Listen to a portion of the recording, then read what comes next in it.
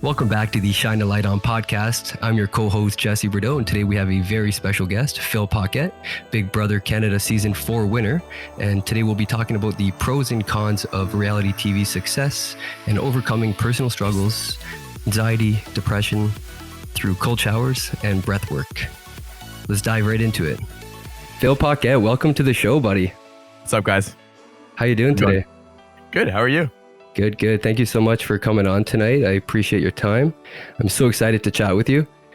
So for those who don't know, Phil Paquette from Ottawa, he was actually the Big Brother Canada Season 4 winner. So I want to dive right in. I want to take it back. Pre-COVID, pre-Magnetic Stoic. I want to go back to the Big Brother. Talk me through what it was like applying to be on the show. Okay, man. Let's just jump right in. I absolutely love that. We're all busy. We all have a lot of things to do. So let's just jump right in. Big Brother. Thank you for starting there, because that's pretty much where the next part of my life started. So before Big Brother, I was a university student studying criminology at the University of Ottawa, and the Toronto Blue Jays were playing, and you're from that area. Go Jays. I'm a Jays fan. It's the summertime before third year, and okay. I'm on a road trip to the Toronto Blue Jays, to a Toronto Blue Jays game with my two best friends. Epic. They're in the car telling me about this TV show called Big Brother, and I'm just like, yo. I don't know what Big Brother is. I have no idea what it's about. But they're in love with the show, man. Like, my two best friends are diehard Big Brother fans. Okay. And they were like going back and forth about strategy, about the show, about all this and that. And for the listeners right now, if you've never heard of Big Brother, it's basically Survivor, but in a house. I would agree. Yeah. So, and for those who haven't seen this season, you were on the season with your brother. Yeah, I was on the season with my brother. So anyways, I'm gonna make this story. Pun intended, though. You're the bigger brother too, right? I have a pinned tweet at the top of my Twitter that's just like, of course I won Big Brother, and then the show after me. It's like a stupid fucking joke. Like, anyways, I'm on this. I'm just like giving you the rundown of like how I actually applied and like how I got the idea and everything. So I'm on this road trip with my two homies, and they're talking about strategy, and I chime in. I'm just like, what are you guys actually talking about? They're like, oh man, Big Brother, man, I'm watching the American season, it's crazy. And they were both talking about how difficult the show actually is and how unlikely it would be for either of them to win. They were both like, I'm too smart, and my other friend is too athletic, so they were just like too big of a threat. And then they turned to me and they're just like, Phil, you'd be perfect for the show. You're not really that good at anything intelligent. You're not really that good at anything like physical. You're just kind of middle. And I'm like, sick. I'm going to apply for Big Brother. I'm in. So I apply for Big Brother, and I'm making a video in my basement. And my younger brother overhears me making the video application. So he comes down and makes his own application. And we both got cast on the show. Oh, okay. Wow. Yeah. See, I wasn't sure how they worked that out. If it was your brother that dragged you into this or vice versa. No. Yeah. That's amazing. That dragged myself into this. Okay. And by me dragging myself into it, my brother got dragged into it too. So, hey, goes to show you, it matters where you hang out. Yeah. That's amazing. So let's talk a bit more about when you received feedback, right? When you heard back from Big Brother, you might not have expected to hear back, right? Or like, we're gonna apply for this, fingers crossed. How long after you applied did you hear back? So I applied in October, I think. This is like a few years ago. But I got a call back a month later. Okay. I remember I was watching TV. It was like mid to late afternoon. Sun was setting, and end of summer, beginning of it was fall. Yeah, I just got a call from some random person saying, "Hey, I'm from Big Brother. Do you want to come for a second audition? Like, we loved you." And I was like, shit, Okay, this is good. That's amazing. Good. That's amazing. That's amazing.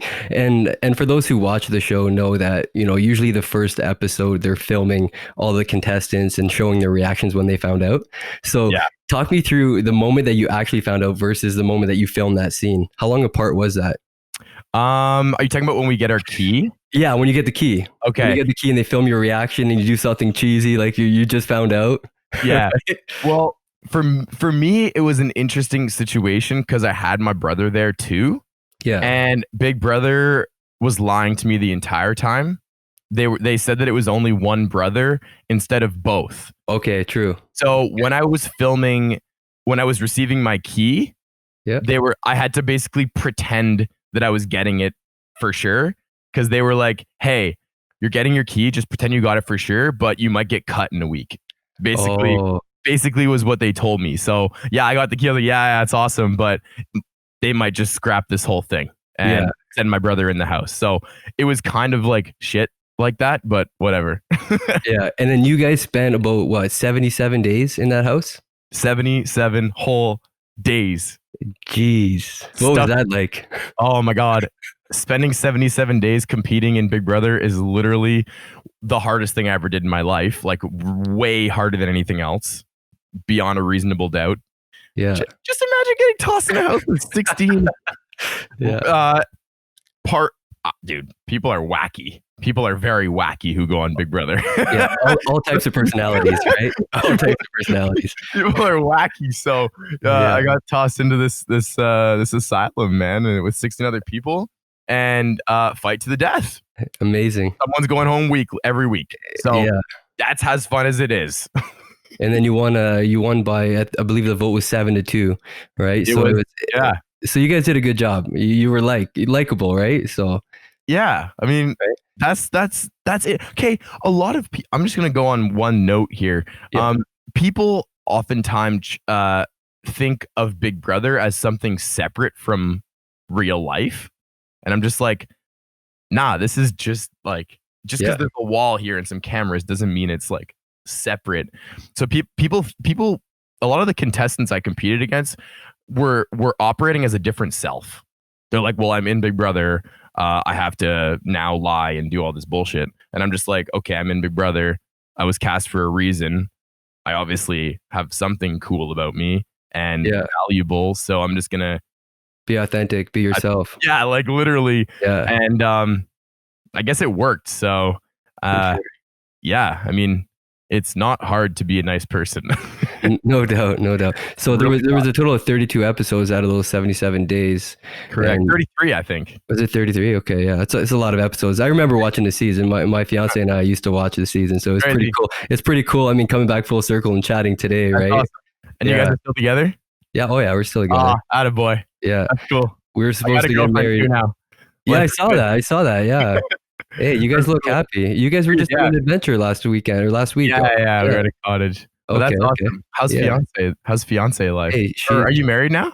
So we would have been married if it wasn't for COVID, right? So so we postponed to next year. Okay, good. Yeah. Okay. Yeah, we don't want to be on the dance floor 6 feet apart. That's not cool, man. No. And hey, I heard you can't even have music. I don't know. Yeah, I've heard all types of things. I've heard people have music and they had their small bubble on the dance floor, taking turns to get down. And I mean, it's cool for those who did get married, right? COVID weddings. I mean, not everybody could have a COVID wedding, right? Nah. So it's gonna go down in history. But I mean, we both agreed that it'd be best, right? We want our grandparents to be there, and we want to, we've been waiting. We've been together for over 10 years, right? So since college, man, since college. Crazy. So we want to make sure that it's a special day, and hey, if she waited 10 years, she can wait another year, right? Yeah, that's awesome. Yeah, for Good sure. For you. Hey, going back to Big Brother 1 second though. So you guys won. Tell me the amount. We won 100,000. So did you split it 50-50? Yeah, we split it 50-50. After we won the show, we go backstage with the family and the friends, and just they handed me a check for 50 grand. Damn. Actually, the check was 55 grand because we get a stipend of $65 a day, and I think that rounded out to 5 grand over the 3 months.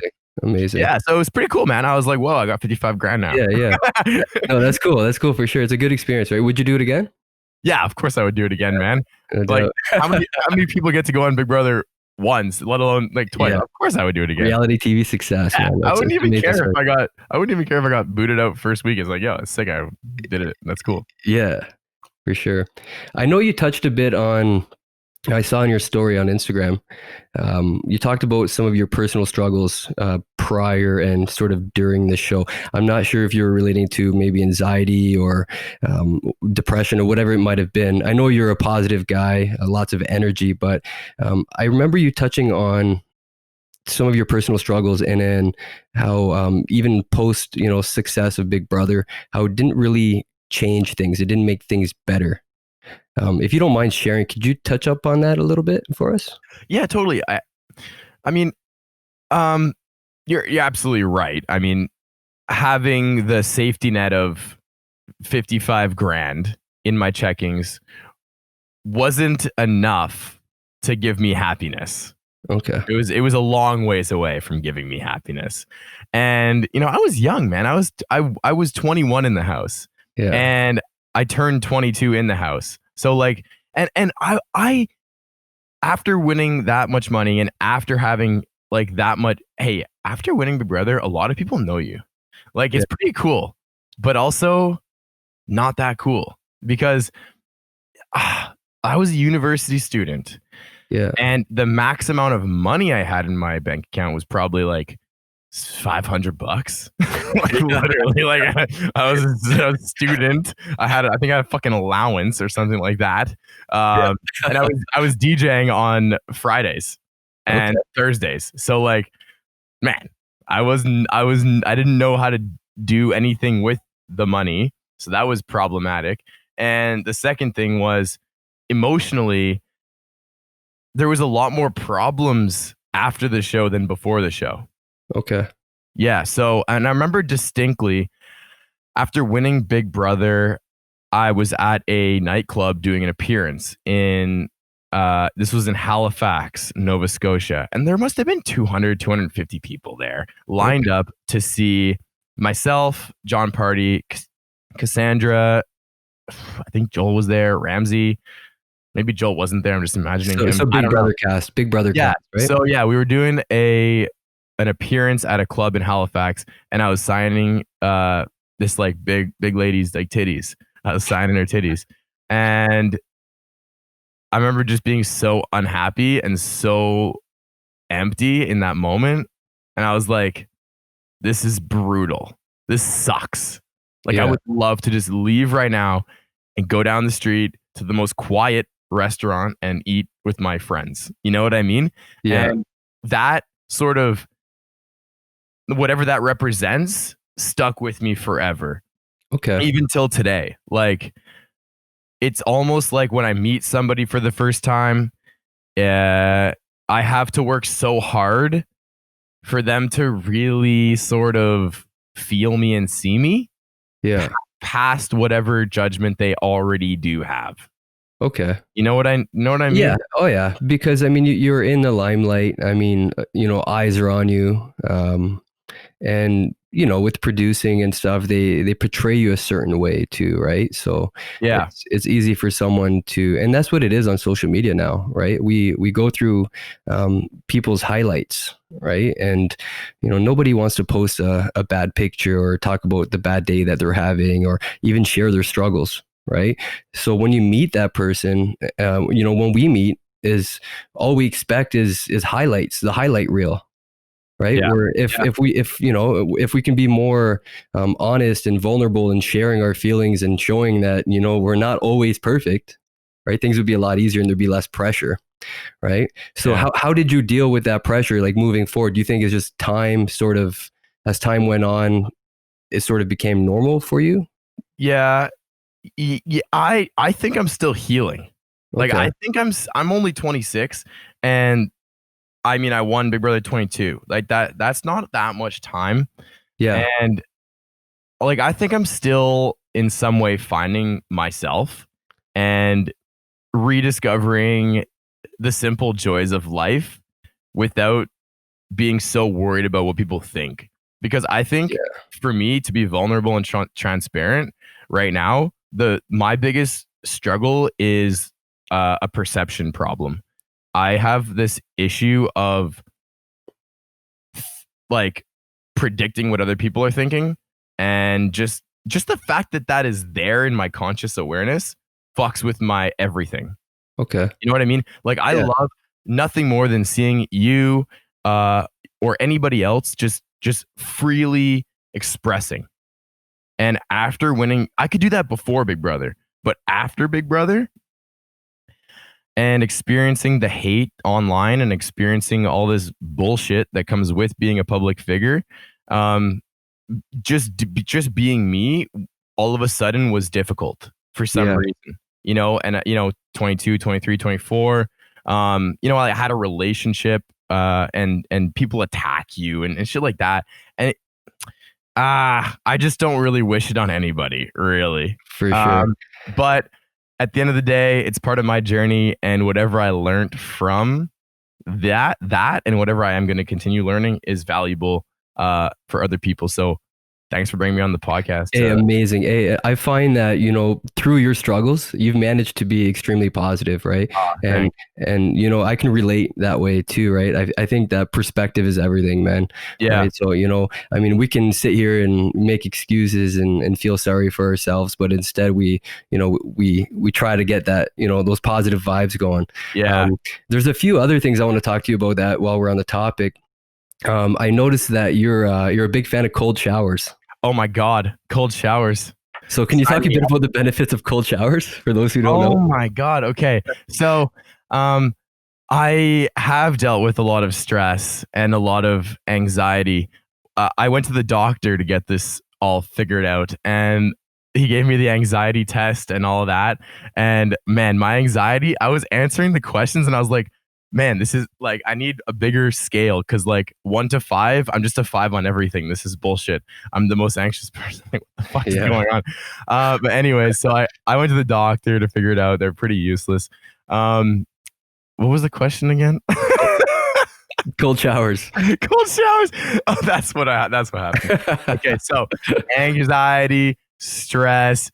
I wanted to find a way to like solve the problem. I was just like, man, I'm getting stressed out. I'm getting anxious. I admitted it to myself, and I was just like, what can I do? Yes. So I was like, what if I made myself stressed out on purpose?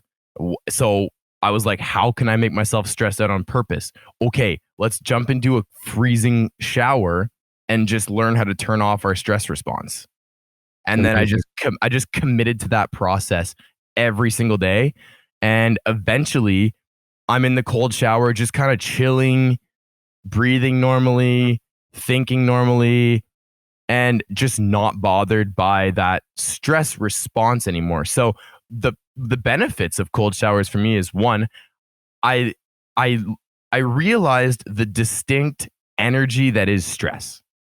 So whenever stress comes into like the energy of stress is felt within me, I'm like, I know you. I know you a lot. Yeah, I know you well. I'm familiar with you. And then I just engage next, a breathwork exercise, and then some good thinking. And then we're out of it. We're in the clear. I love that like cold showers, man, and breathwork, literally incredible. Like everybody should be doing this, because we get ourselves, the analytical mind will get us into so much entanglement, all these bullshit problems that we have. Change your energy, change your body's energy, do a cold shower, go on a hike, go talk to do something. Okay, so for our listeners, if they want to start taking cold showers, do you suggest that they just jump in full blast, freezing cold? Or should okay, of course you would. Okay. What the fuck? Of course. No easing into it, right? No warm, slowly end with a cold shower. Okay, just jumping right in. Okay. I've heard some debate on this, but the reason I do have a reason. The reason I am pro jumping in cold straight right away is because, so do you know how I told you about the stress response? We learned to turn it off in the shower. Over time, we learned to like absorb it and work with it. that's a very useful skill, by the way. So that's why I love it. But also, the reason I jump in to the cold shower without putting it hot first is because when I turn it cold, all of a sudden, I don't want to go in anymore. You know what I mean? Who the hell wants to go in to a cold shower? Yeah. Nobody. So that's why I turn it cold and I fucking step my ass in the cold shower. Exactly. So what habit does that teach me now? That teaches me not to be a little bitch, and it tells me to not procrastinate, and it tells me to just jump into what I'm afraid of, because everything is energy. And so I'm starting to learn the language of emotion, if that makes any sense. So you go into the cold shower, you experience that stress. You start, if you can be still enough to kind of feel what that feels like, that distinct stress, you can tap into that. You can start playing around and controlling it day by day by day. And the same with procrastination and being scared of shit. If you can slowly turn off that response in your brain, how the pathway fires, you change your life. So that's why I turn the cold shower cold and I just go into it. I love it. You know what I mean? So we're breaking bad habits and instantly reframing them into something positive. So definitely. And lots of health benefits to taking cold showers. Sorry? Oh, dude, I have... Okay, sick. Yeah, we're getting into that for sure. I have to plug my laptop in, and guys, I got plenty of time, so like... Yeah, we're definitely getting into the breathwork. We're saving that giant for the end. We're settling in. Yeah, I'm gonna plug my laptop in. I'm sorry, I forgot.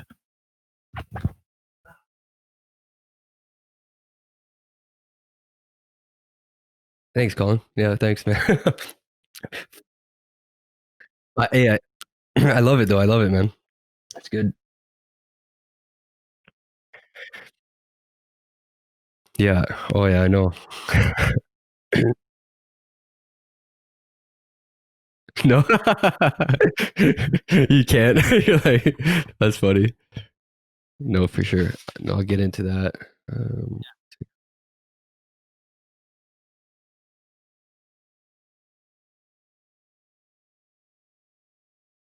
Yeah,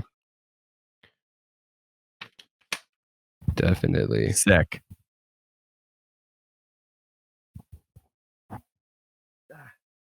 Man, I am finding my childhood energy these days. Man, my girlfriend replied to one of my stories. I think it was yesterday. And she was like, I love just seeing your childhood energy, Phil. And I was like, that means a lot to me. You know what? Because, man, I guided a meditation actually with a group of people. And the fundamental promise of this meditation is that if you do it, you're going to realize the importance of that child in you. Yes. And, you know, when you look at your parents, you look at anybody who's alive, it's just like, where did your childhood energy go? Yeah. Can't you just smile for no reason and be interested? Go jump in a puddle. Worry free, just happy. But there's a really beautiful thing about, man, the childhood energy. That's a powerful energy because that's a curious energy and that's an imaginative energy. And if you want to become wealthy, if you want to become happy, you got to think like a fucking child, man. Like you can be mature, but you have to think like a child because if you want to offer a service like Bezos and change the world, you got to fucking think of it. And children think of a lot of creative stuff. And the fact that you can be an adult and think like a child and just action it's pretty wild. No doubt. All right, we're gonna get into we're gonna talk about breath work a little bit. All right. Okay, I'm focused. Let's go. Okay. All right. All right. So talk to me about another technique you use, breath work. Yes. So I see that you're now offering a guided breath work. So yeah, hold on. We're gonna start that over. We're gonna start that part over. Cool. So do you want me to mention the 8 guided breathwork techniques that you're offering? No, you don't have to if you don't want to. Okay. Just yeah. Do you want me to plug that? Yeah, you can plug it. Okay.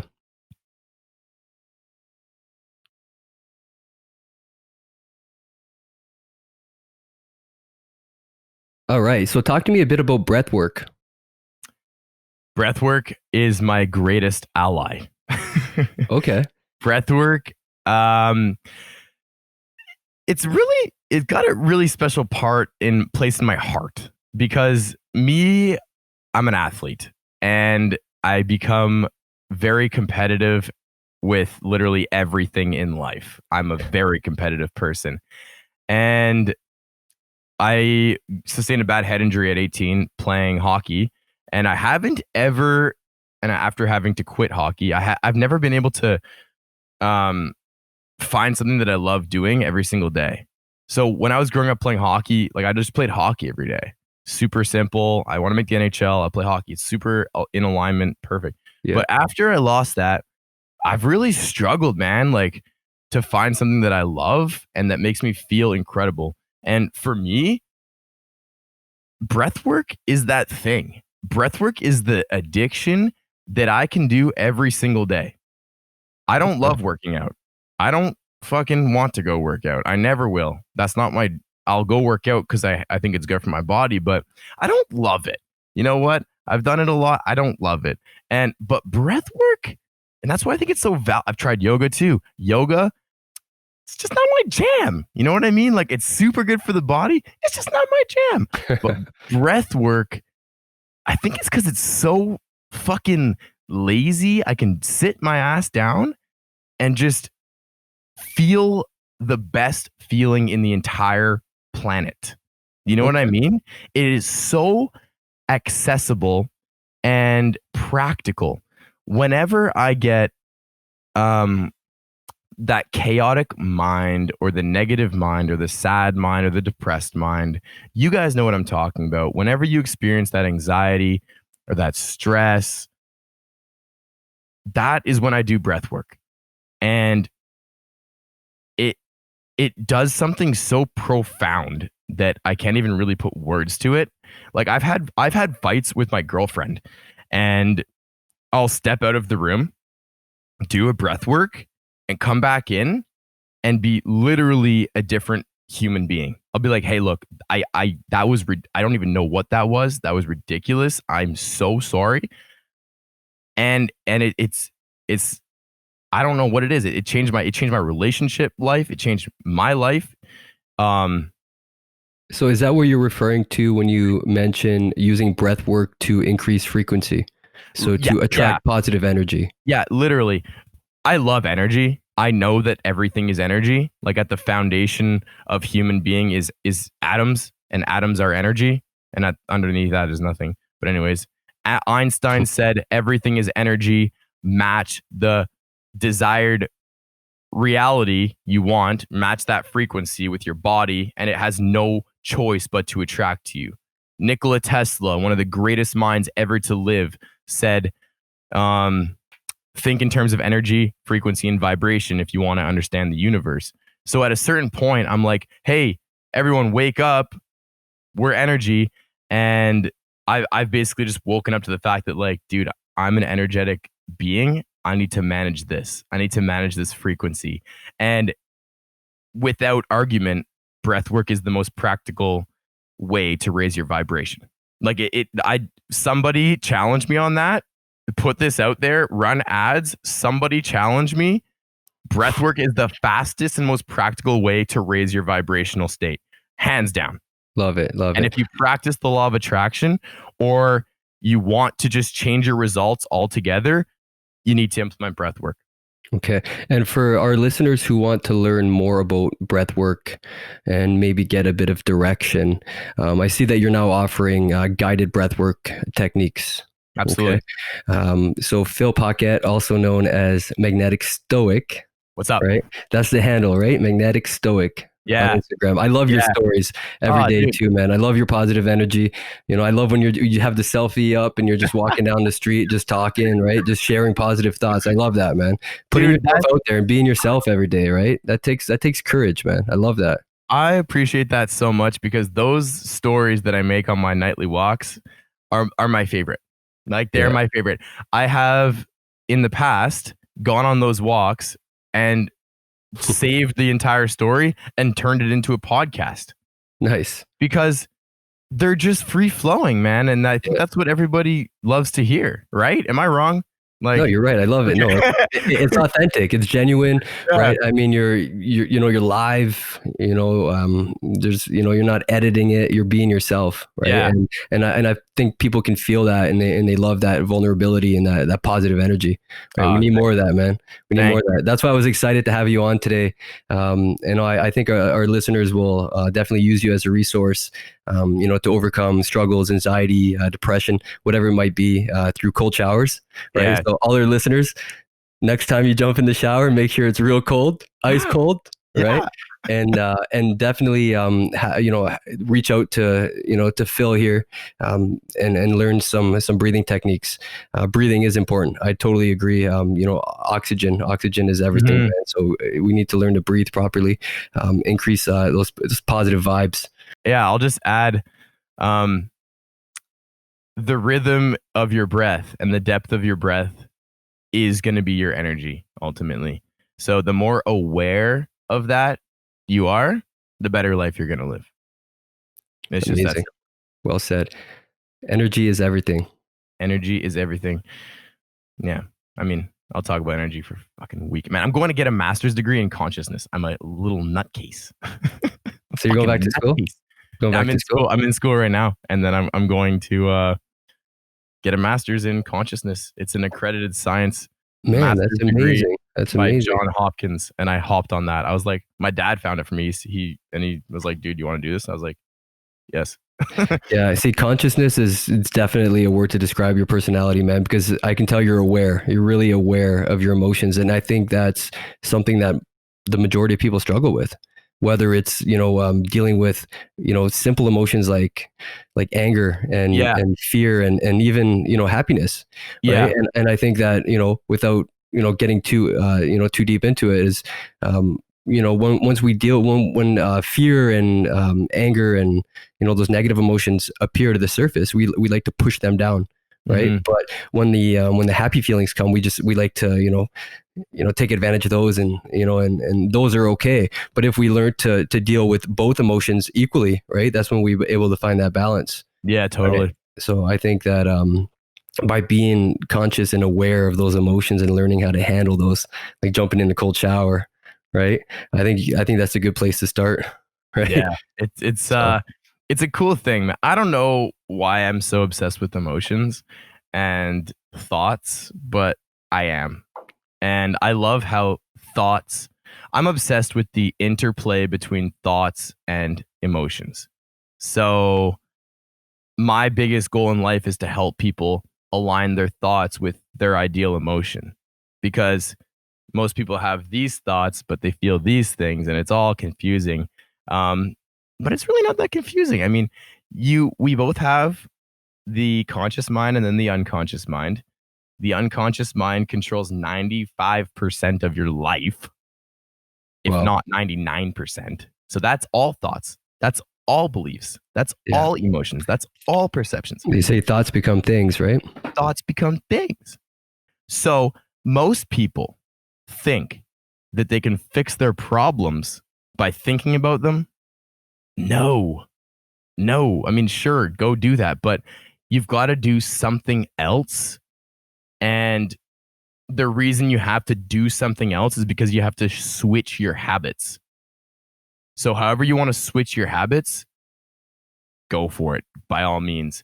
Because if you're making 70,000 decisions a day, I'd say this all the time in literally every podcast I ever appear on and in every story I ever make. That's a lie. I've only said it on a few stories, but anyways, um, 70,000 decisions a day, my friends.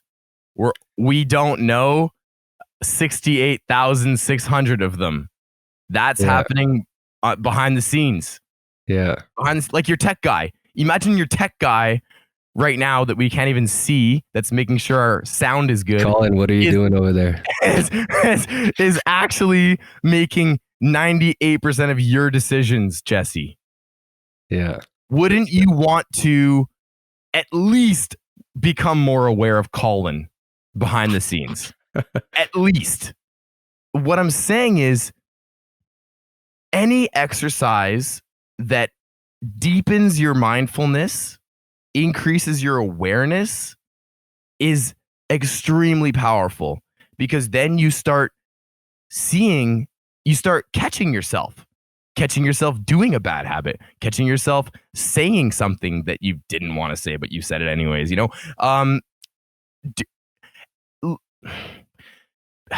it's so deep, man. It's so deep. And my point is this: if you're making 70,000 choices every day and you're only aware of about 2,000 of those decisions, can you become aware of 3,000 over time? And what would happen if you became more aware of just a fraction of more of your decisions every single day over time? I really believe that if you can literally rewire your unconscious mind, you're gonna change your life. Like, you're gonna fucking change your life. Like, there's no ifs, ands, or buts about it. I love that. So people come to me and they're like, well, I want to achieve this and I want to do that. And I'm like, then how can you expand your awareness on how to do that thing? People know too much. You got to stop knowing everything. And anyways, I could go on about this stuff for days, but like the unconscious mind literally dictates your success in life. The unconscious mind dictates everything you do every single day, unless you take the time to do something about it. And I'm not telling you how to do that, but I am going to tell you that goal setting and seeing your goals every single day when you wake up, vision board, goal setting, whatever, that is extremely powerful because it repeats into your subconscious mind, repetition. And then that rewiring happens by itself. And, if you want to go to the extreme like I do, and I did, hop in the cold shower, elevate your energy, learn to toggle off your stress response. Because when you toggle off your stress response, you gain the ability to think creatively. I'll go into the autonomic nervous system right now. Let's just do it. Okay. It's going to take 2 seconds anyways. So we've got the parasympathetic nervous system. I'm like a fucking mad scientist, bro. Look at me. I'm like, for the people watching on video, they're probably like, this guy's wild. Positive energy. You've got stoic, baby. Let's go. you've got the parasympathetic nervous system, and you've got the sympathetic nervous system. That's you. Most people live in the sympathetic state, which is stress. It's the fight or flight, running around, paying bills, scrubbing puke off of kids' shirts and cleaning up messes and this and that. That is what people do every single day. Sitting in traffic, stressed out. And then you go over the parasympathetic state, which is all rest and digestion. It's just calm. It's zen. It's peaceful. And breath work is the connecting bridge. Meditation is the connecting bridge. So whenever you're in the sympathetic state, which is stressed out, use breath work to bring your body into a different state. And that's because it's so important, because if you're in the sympathetic state, stressed out, you can't think. You're too stressed out. You can't think. It's literally shut off. Your brain is shut off. Your brain isn't allowed to be creative when it's stressed. It doesn't work. The path is cut. So we have to raise the energy into something different to open the pathway to increase the thoughts. Absolutely. Did that make any sense, or was that just bogus? I love it. I believe it. Yeah, you should. It's real. It's your brain, man. No doubt. Love it.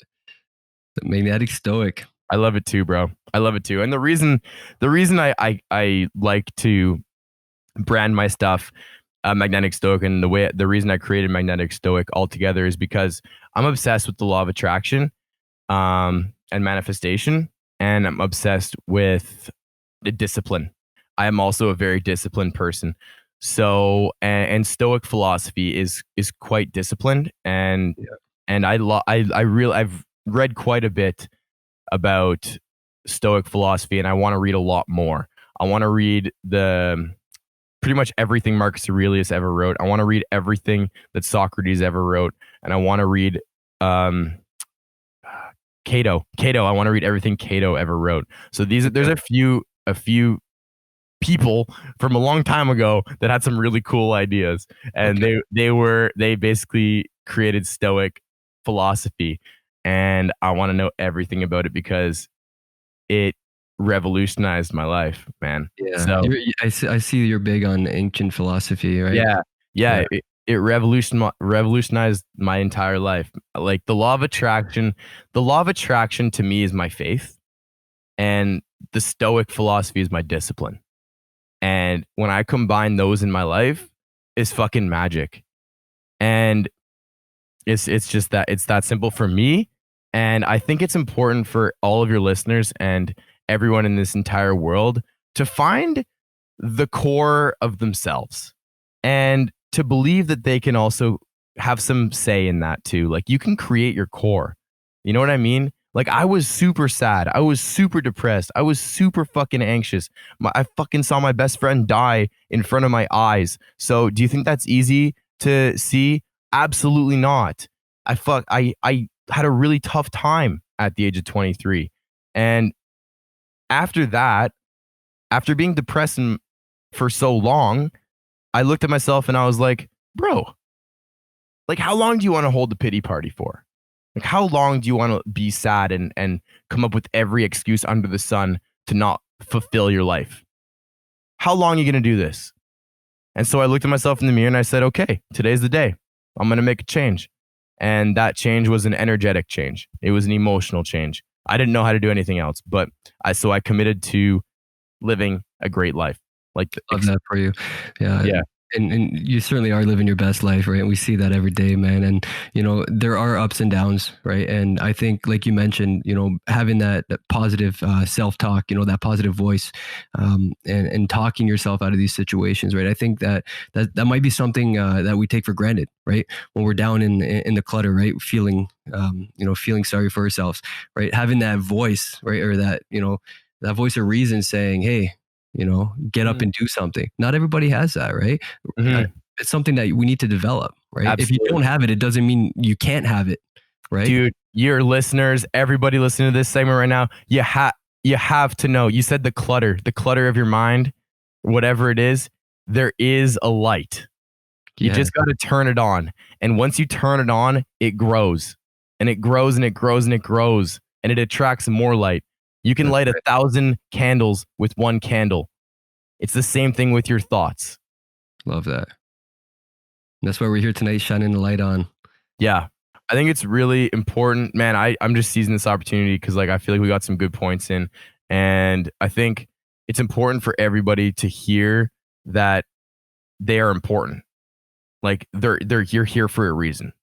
Like the odds of being born human were 400 trillion to 1. You're a human being. You have birth. You have birthed out of a canal, your mother's canal, and you're here for a reason. Okay.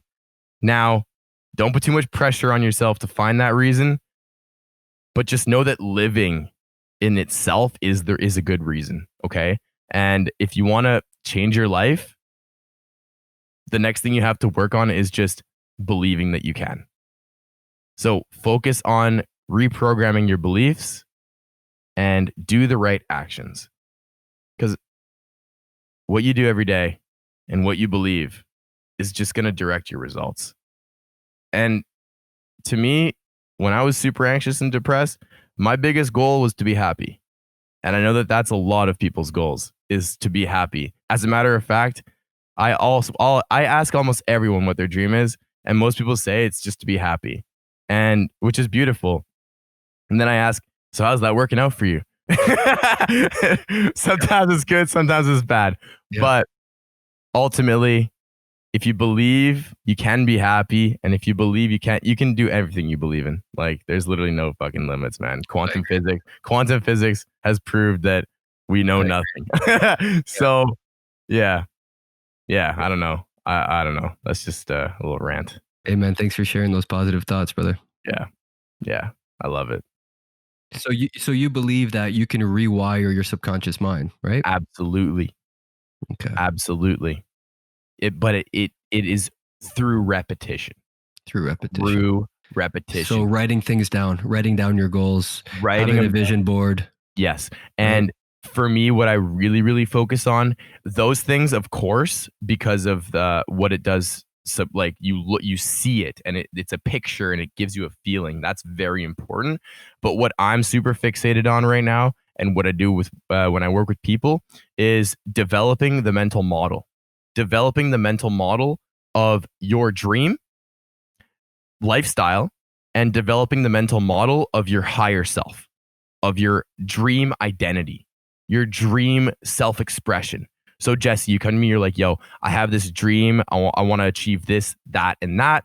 We develop literally an entire lifestyle. And then we develop an entire identity for you that is in perfect alignment with that. So now you have this awareness, you have this conscious awareness of, oh, wow, you have like a new accountability partner.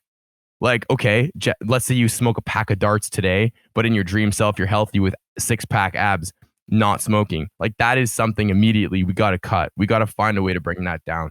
And so the process of becoming your higher self is actually attainable in people's minds. You know what I mean? Yeah, I think the challenge is a lot of us don't know who we are and we don't know what we want to be, right? And I think we're easily influenced by our surroundings.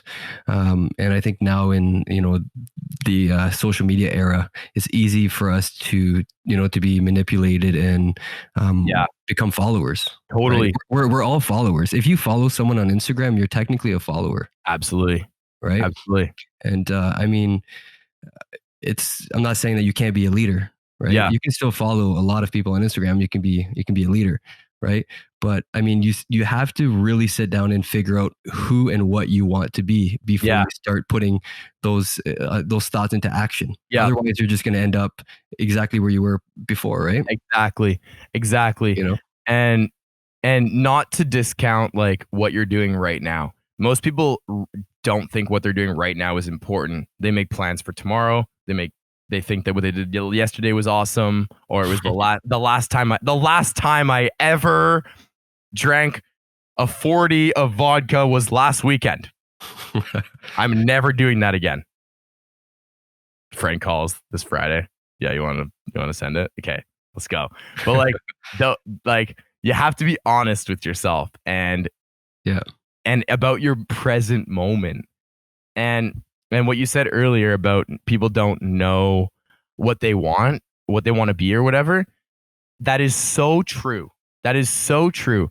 And I agree with you. And I want to add that I think people don't believe in the power of their dream. Like, people don't think that their dreams are even attainable. So they don't even take the time to sit down with themselves. So it like that comes from being a kid and having your dad tell you, be realistic, son. What are you gonna do? Be real. If I tell my dad to fuck off, I'm like, I'm being realistic, sir. Sorry that you don't believe that. Yeah, I've gone through that with my fam. Like, people need to challenge authority. I've always challenged authority. People need to not just accept what they think is the truth and say, hey, are you serving me, bro? And I'm talking about beliefs. Like, I want this in life. I have this dream. I want to become that. Mm-hmm. And you're telling me to be realistic? Well, I'm telling you to shut the fuck up. No doubt. You know what I mean? And no one will ever believe in your dreams as much as you will, right? You have to be some level of absolutely crazy and crazy in love with yourself, crazy in love with your own ideas. It's worth it. It makes life fun. Yeah. Life is fun on the weird side of things. No doubt. It's awesome because, hey, self-expression, when like right now I'm self-expressing and I'm thinking after the words are out of my mouth. Like the words are out of my mouth before I think of them. And that's an awesome place to be. And I know that you'll accept me. I know that subconscious Colin will accept me. And hey, you watch yourself, Colin. You watch yourself. but but like your environment matters, the thoughts you have matter, and the beliefs you have about yourself matter. The belief system is everything. It's literally what guides your thoughts and actions and perceptions before anything else, unconsciously. I walk into Sobeys and I unconsciously hate the color green. I'm in a pissed off mood, at least by 2% because of my unconscious mind not liking the color green. So it's those things. Okay, I'm in the aisle now and there's a person with a Leafs, a Toronto Maple Leafs sweater at the end of the aisle. I didn't even see it. I didn't register it, but my unconscious mind picked it up, and now I'm feeling a bit aggressive. You know what I mean? It's like that. You are always perceiving stuff, my friends. And if you're unaware of what you're perceiving and your own biases, well then, hey, best of luck. And that's why direction is so important. Like you said, outlining your dreams, sitting down with yourself, getting to know yourself, so important. I agree with that. Otherwise, you're just in a constant state of spinning your tires. Yeah. You're in I find now it's very rare that, people will spend time alone with their thoughts, right? They're either on their phones scrolling or staring at a TV screen or even accompanied by their partner or their friends, right? It's sad. I think that everybody should spend at least an hour each day sitting alone. I'm not saying in a dark room in a corner. Bro, I'm about meditate. I want to go do there's like a crazy meditation thing that a link that my friend sent me in Montreal, like 10 days it's very intense. And like, I'm all for that. Like I want to go meditate. Time with your thoughts, right? Let the thoughts come in, let the thoughts come out, right? And what I love about meditation is I've been practicing meditation consistently for probably about it's hard to say, but like consistently probably about a year and a half. And I've noticed like I'm talking about like an hour a day, like consistently, sometimes more. And the one thing I notice most when I enter a meditation is I notice my my impulses, and I'll be like, oh my God, you've been sitting there. That's so like, let's say I sit for 10 minutes, just 10 minutes. In minute 7, I'll have this urge, and then in minute 8, I'll have this thought. In minute 9, I'll have this thought, and then those thoughts would have never been in my awareness if I didn't sit down and meditate. So, like you said, super important to sit down with yourself so you can learn about yourself, learn about your impulses. Yeah, because those impulses are there, whether you're moving around or not. But at least when you can sit down with yourself, you can start to learn, okay, I have an addiction to Tootsie Rolls now. Alrighty then. Cool. Okay. I'm scared of polar bears. That's a new thing for me. Okay. You start, I'm still stuck on the job I lost 6 years ago that they fired me for X reason. I thought about it. Yeah. And it's those observations that are very, very empowering and powerful for a human. Yeah, because when we're spending our days at work and we're distracted, we get a thought, we sort of just put it on the back burner. We don't really think it through, right? I think it's important to, while you're meditating, let that thought come in and explore it. Right. Totally. And then just let your mind go with that thought. And, next time you meditate, you might not have that thought reoccur. Right. You're on some next level shit right now, bro, because most people think that meditating is about not thinking. That's not what meditating is. Meditating is about awareness. Yeah. That's what meditation is. So what type of setting would you recommend for someone that wants to try meditating? Well, Alan Watts is a famous quote. Alan Watts is a philosopher. Unfortunately passed away. That's too bad. He's like my favorite fucking guy ever. Alan Watts. Look him up. Go on YouTube. Type in Alan Watts chill step mix and listen to everything. All right. No, he's a philosopher, super wise, super smart, and he touches on just the self, God, energy. He's so amazing. But what setting? Well, he has a famous quote, and the quote goes like this: "If you cannot meditate in a boiler room, you cannot meditate." Okay. So, don't put a lot of pressure on figuring out where to do it. Just sit your ass down, close your eyes, and do nothing. Okay. Like, if you have a baby that's crying in the premises, what are you going to do? Go find a hole in the ground? No, just try to find a way to sit calmly with that noise. Like that, if you can do that, you're getting very powerful. Mm-hmm. Like if I can go to a bus stop, a public bus stop, and meditate there for an hour, could be people sitting beside me and everything. Like that is stillness. That's power to me. Like that to me, that's regulation. Yeah. And so I've been doing some weird shit. So to answer your question, do it everywhere. Okay. Do it everywhere. Like I go to a park outside. It's like a 5-minute walk away, and it's pretty busy, right? And there's a ton of construction around everywhere, a new neighborhood going up, and I'm just like, okay, I'm gonna sit right here. There's like little trucks across the street dumping dirt and ripping up trees, and I'm just there sitting, meditating. Amazing. From 7 to 8:30 while the sun goes down, and people are walking behind me, dogs taking a shit 20 feet away. But like, that's it. I've been meditating. I was meditating there the other day with my eyes closed in front of this construction site. And I was like, man, some fucking crazy person could literally run up and kick me in the head.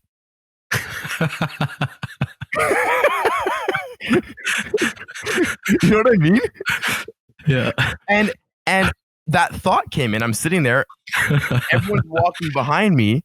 There could be some guy that's like, fuck this guy meditating on the grass. Kick me in the head. So, but there I am. The thought came in, and I guarantee you a lot of people would have gotten up and said, fuck this shit. I'm gonna go find a safer place to meditate. but for me, it's like, bro, like surrender, like relinquish. No one's coming to kick you in the head. And if someone kicks you in the head, then fuck it. Like you got kicked in the head. Yeah. You know? Like what are you gonna do? Run around and be scared? I don't know. Love that. Like it's just one of those things, like take your power back. And to me, if I can meditate anywhere and not be bothered, I think that's a lot of control. Because hey man, I've gotten pissed off at Christmas dinner, and hopefully next year I don't get pissed off at Christmas dinner because I have a lot of control over myself. Amazing. You know what I mean? Amazing. Yeah. So yeah, take time out of your day, 10 minutes, 20 minutes, where you owe it to yourself every day to meditate. It's really powerful. It's really, really powerful. So hey, I don't want to take up too much more of your time. I really appreciate you coming on tonight, brother. Bro, it's a pleasure. Thank you so much for giving me the time to speak and just to rant. I really appreciate it. You guys are on the next level, and it's a pleasure for me to be a guest with you. Thank you for tuning in to another episode of the Shine a Light On podcast.